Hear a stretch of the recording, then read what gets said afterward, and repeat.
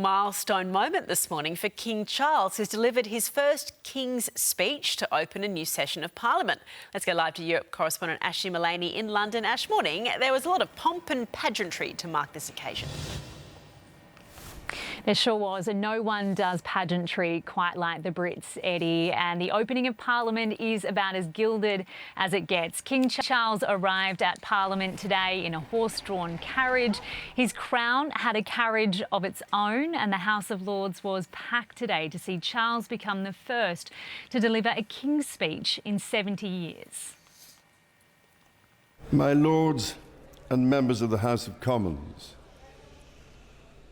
it is mindful of the legacy of service and devotion to this country set by my beloved mother, the late Queen, that I deliver this, the first King's speech in over 70 years. Of course, it was the Queen's duty for 7 decades to open Parliament. The purpose of this speech is to lay out the government's agenda. While it's called the King's speech, it's actually written by the Prime Minister and his team. A little bit awkward for Charles, given he is such a staunch environmentalist, laying out the government's plans for more oil and gas.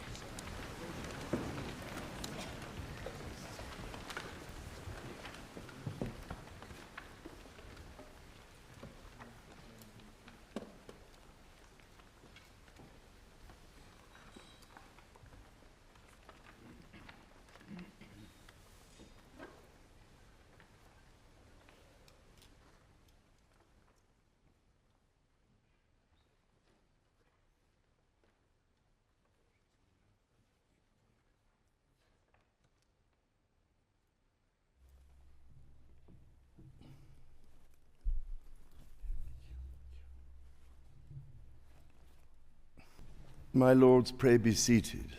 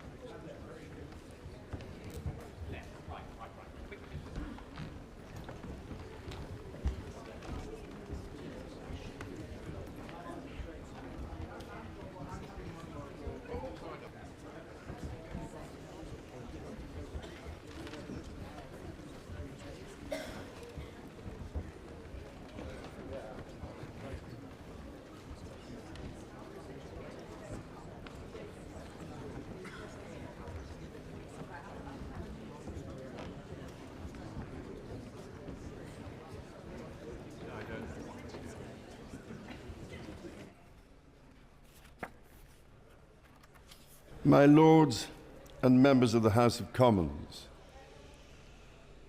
it is mindful of the legacy of service and devotion to this country set by my beloved mother, the late Queen, that I deliver this, the first King's speech in over 70 years. The impact of COVID and the war in Ukraine have created significant long-term challenges for the United Kingdom. That is why my government's priority is to make the difficult but necessary long-term decisions to change this country for the better. My minister's focus is on increasing economic growth and safeguarding the health and security of the British people for generations to come. My government will continue to take action to bring down inflation, to ease the cost of living for families and help businesses fund new jobs and investment. Standard that will bring technical and academic roots.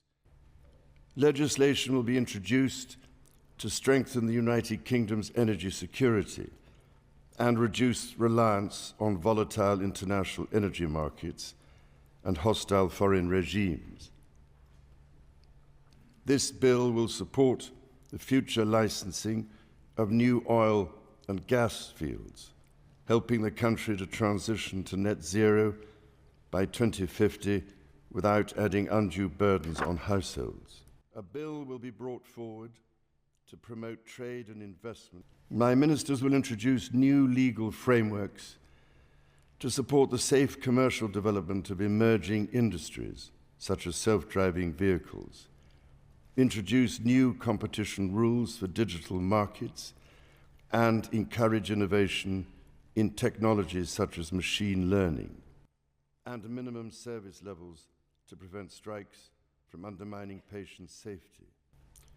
My government will introduce legislation to create a smoke-free generation by restricting the sale of tobacco so that children currently aged 14 or younger can never be sold cigarettes, and restricting the sale and marketing of e-cigarettes to children.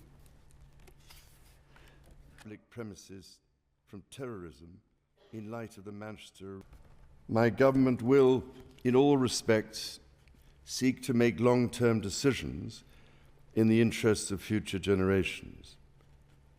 My ministers will address inflation and the drivers of low growth over demands for greater spending or borrowing. My ministers will put the security of communities and the nation ahead of the rights of those who endanger it. By taking these long-term decisions, my government will change this country and build a better future. Members of the House of Commons, estimates for the public services will be laid before you. My Lords and members of the House of Commons, other measures will be laid before you.